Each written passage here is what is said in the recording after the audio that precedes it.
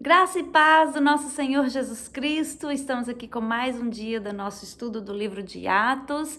Espero que estejam gostando, que o Espírito Santo esteja falando na sua vida. Hoje nós estaremos lendo o capítulo de número 15 e nós estamos vendo aqui como que o Espírito Santo estava operando ali na vida daqueles apóstolos, como que a palavra de Deus estava se expandindo e como que Deus estava curando e abençoando e o reino de Deus estava sendo abençoado, né? Então hoje vamos ler o capítulo 15 e ver o que mais vai acontecer, né, nessa história aqui. E diz assim: então alguns que tinham descido da Judéia ensinavam assim os irmãos: se vós não circuncidardes conforme o uso de Moisés, não podeis salvar-vos. Tendo tido Paulo e Barnabé não pequena discussão e contenda contra eles, resolveu-se que Paulo, Barnabé e alguns dentre eles subissem a Jerusalém aos apóstolos e aos anciãos sobre esta questão. E eles, sendo acompanhados pela igreja, passaram pela Fenícia e por Samaria, contando a conversão dos gentios, e davam grande alegria a todos os irmãos. Vejam bem o que está acontecendo aqui. Então eles começaram a questionar sobre a questão da circuncisão, né? Conforme a gente já viu no capítulo anterior, que todo judeu, ele no 8º dia, o menino, quando ele nasce, ele é circuncidado, ou seja, é feita a cirurgia de fimose. Então aqui os judeus estavam questionando, falando, não, eles estão aceitando a nossa fé, que Jesus é o Filho de Deus, então eles têm que entrar na nossa tradição, eles têm que fazer a circuncisão. Os gentios estão aceitando o evangelho, então eles têm que circuncidar, porque se eles não circuncidarem, eles não vão ser salvos. E aqui diz que estava tendo grande contenda, ou seja, a discussão era grande a respeito dessa questão. Então vamos ver aqui o que acontece. Quando chegaram a Jerusalém, foram recebidos pela igreja e pelos apóstolos e anciãos e lhes anunciaram quão grandes coisas Deus tinha feito com eles. Alguns, porém, da seita dos fariseus que tinham crido, se levantaram dizendo que era mister circuncidá-los e dar-lhes que guardassem a lei de Moisés. Congregaram-se, pois, os apóstolos, os anciãos, para considerar este assunto. Veja bem, o assunto estava rendendo, né? Eles foram a Jerusalém e lá estava a mesma questão. Eles precisam ser circuncidados e seguir as leis de Moisés. E havendo grande contenda, levantou-se Pedro e disse-lhes: varões e irmãos, bem sabeis que já há muito tempo Deus me elegeu dentre vós, para que os gentios ouvissem da minha boca a palavra do evangelho e crescem. E Deus, que conhece os corações, lhe deu testemunho, dando-lhes o Espírito Santo, assim como também a nós. Olha Pedro justificando. E não fez diferença alguma entre eles e nós, purificando o seu coração pela fé. Então aqui Pedro está falando, vocês sabem que há muito tempo Deus me escolheu, né? E Deus tem derramado o Espírito Santo sobre os gentios da mesma maneira que ele tem derramado sobre nós. E não fez... Agora, pois, por que tentais a Deus, pondo sobre a serviço dos discípulos um jugo que nem nossos pais, nem nós podemos suportar? Mas cremos que seremos salvos pela graça do Senhor Jesus Cristo, como eles também. Então veja bem o que Pedro está falando aqui, olha, por que vocês estão querendo impor para eles a circuncisão e a lei de Moisés, sendo que nem nossos pais, nem nós conseguimos seguir essas leis? Então por que vocês estão tentando pôr esse jugo sobre eles? Porque é pela fé que nós somos salvos. Não é com práticas religiosas, não é fazendo isso ou aquilo, mas é pela fé que somos salvos. Então toda a multidão se calou e escutava Barnabé e Paulo, que contavam com grandes sinais e prodígios Deus havia feito por meio deles entre os gentios. E havendo-se calado, tomou Tiago a palavra, dizendo: varões e irmãos, ouve. Simão relatou como, primeiramente, Deus visitou os gentios para tomar deles um povo para o seu nome. E com isso concordam as palavras dos profetas, como está escrito: depois disso voltarei e reedificarei o tabernáculo de Davi que está caído. Levantá-lo-ei das ruínas e tornarei a edificá-lo, para que o resto dos homens busque ao Senhor, e também todos os gentios sobre os quais o meu nome é invocado, diz o Senhor, que faz todas essas coisas, que são conhecidas desde toda a eternidade. Pelo que julgo que não se deve perturbar aqueles dentre os gentios que se convertem a Deus, mas escrever-lhes que se abstenham das contaminações dos ídolos, da prostituição, do que é sufocado e do sangue. Porque Moisés, desde os tempos antigos, tem em cada cidade quem o pregue e cada sábado é lido nas sinagogas. Então veja bem, aqui eles começaram a falar, Pedro falou, depois Paulo, depois Barnabé, e então, por fim, Tiago pegou a palavra e falou, olha, não é certo a gente querer impor isso sobre eles, porque Deus já havia profetizado que os gentios seriam salvos. E aqui ele está falando que tem que ser pregado para eles não a circuncisão, mas sim para que eles fiquem longe das contaminações dos ídolos, ou seja, da idolatria, que eles devem aprender que eles não devem ser idólatras, adorar outros deuses, adorarem imagens, que eles devem ficar longe da prostituição e coisas semelhantes a essa, né? Então, pareceu bem aos apóstolos e aos anciãos, com toda a igreja, eleger varões dentre eles e enviá-los com Paulo e Barnabé a Antioquia, a saber, Judas, chamado Barsabás, e Silas, varões distintos entre os irmãos. E por intermédio deles escreveram o seguinte. Então eles resolveram, falaram, ok, então vamos entrar em acordo com isso, não vamos exigir a circuncisão, mas vamos enviá-los para enviar a mensagem até Antioquia para parar com essa discussão. E por intermédio deles escreveram o seguinte: os apóstolos e os anciãos e os irmãos, aos irmãos dentre os gentios que estão em Antioquia, Síria e Cilícia, saúde. Porquanto ouvimos que alguns que saíram dentre vós vos perturbaram com palavras e transtornaram a vossa alma, não lhes tendo nós dado mandamento. Pareceu-nos bem, reunidos concordemente, eleger alguns varões e enviá-los com os nossos amados Barnabé e Paulo, homens que já expuseram a vida pelo nome de nosso Senhor Jesus Cristo. Enviamos, portanto, Judas e Silas, os quais de boca vos anunciarão também o mesmo.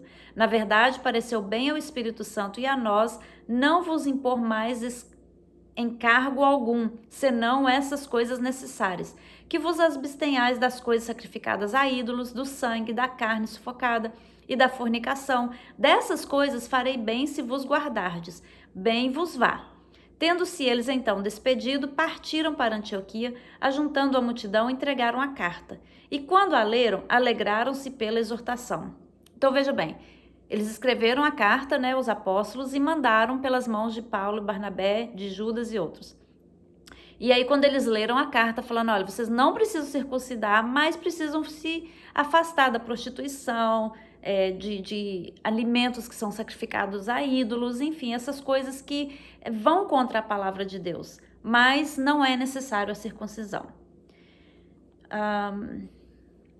Tendo-se eles então despedido, partiram para Antioquia e, ajuntando a multidão, entregaram a carta. E quando a leram, alegraram-se pela exortação. Depois Judas e Silas, que também eram profetas, exortaram e confirmaram os irmãos com muitas palavras. E detendo-se ali um tempo, os irmãos os deixaram voltar em paz para os apóstolos. Mas pareceu bem a Silas ficar ali. E Paulo e Barnabé ficaram em Antioquia, ensinando e pregando com muitos outros a palavra do Senhor. Alguns dias depois, disse Paulo a Barnabé: tornemos a visitar nossos irmãos por todas as cidades em que já anunciamos a palavra do Senhor, para ver como estão. E Barnabé aconselhava que tomassem consigo a João, chamado Marcos. Mas Paulo parecia razoável que não tomassem consigo aquele que desde a Panfilha se tinha apartado deles e não os acompanhou naquela obra. E tal contenda houve entre eles que se apartaram um do outro. Barnabé, levando consigo a Marcos, navegou para Chipre. Então veja bem, primeiro houve ali aquela discussão toda, circuncisar, não circuncidar, o que vai fazer, não vai fazer, e houve aquela contenda.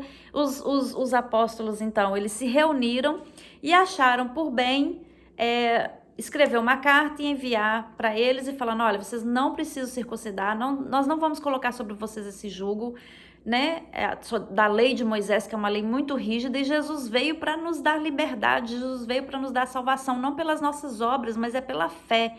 Porque antigamente se era salvo pelas obras, pela obediência da lei de Moisés, das leis de Moisés. Mas agora não, agora a salvação ela vem pela fé e não pelas obras.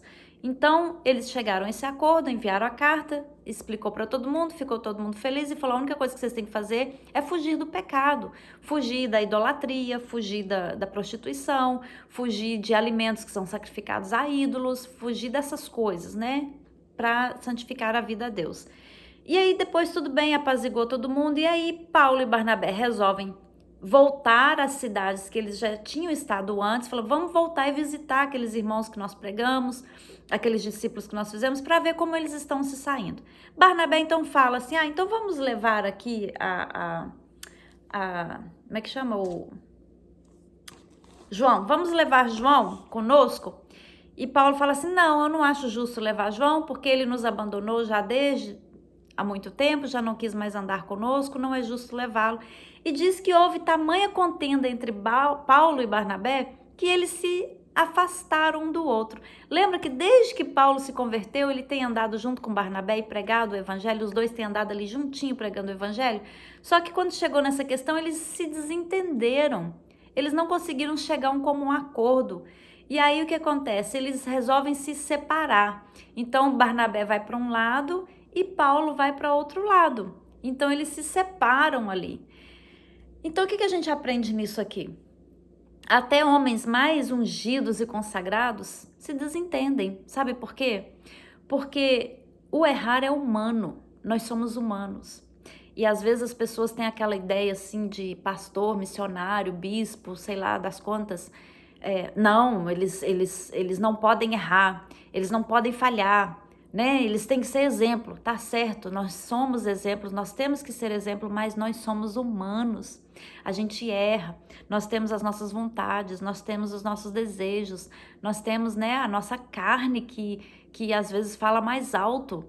Então o errar é humano, né? E graças a Deus que pela misericórdia de Deus, o Espírito Santo nos dá a capacidade, dá força para a gente reconhecer os erros, da gente pedir perdão, da gente perdoar e da gente consertar as coisas.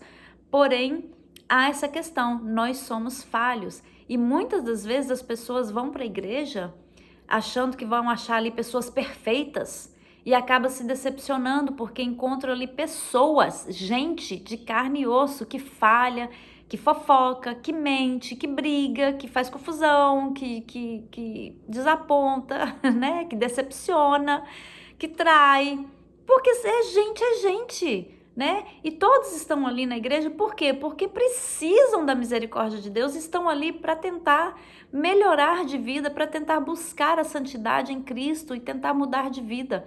Então, a igreja ela é um hospital, e no hospital você encontra quem? Pessoas doentes, pessoas que precisam de ajuda, de médicos.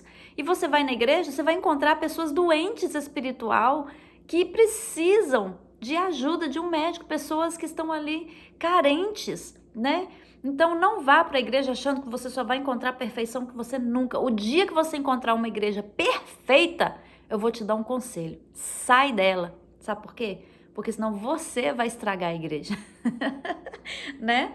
Porque nós somos imperfeitos, amém? Então fica aqui essa lição para nós, que até esses homens de Deus, eles discutiram, né? Vocês viram que houve ali uma grande discussão a respeito, vamos circuncidar os gentios ou não vamos? O que vai acontecer? Tiveram que reunir, resolver a questão, né? Então esse tipo de coisa acontece em qualquer lugar, em qualquer religião, em qualquer âmbito, qualquer ambiente, sempre há discussão, porque sempre há divergência de ideias, de pensamentos. Mas a gente carece, né? A gente depende do Espírito Santo para nos guiar e não deixar que a gente deixa a discussão levar a coisas piores, né? A inimizades, a raiva, guardar ódio. Isso que nós não devemos deixar entrar no nosso coração, tá? Então ficamos aqui com o capítulo 15. Deus abençoe sua vida e nada de guardar nada contra ninguém. Vamos liberar o perdão, né? E pensamentos diferentes nós temos, ideias diferentes nós temos, mas a vida segue e vamos buscar a santidade em Deus, perdoando uns aos outros, amando uns aos outros, em nome de Jesus. Um beijo no coração, Deus abençoe o seu dia e até amanhã.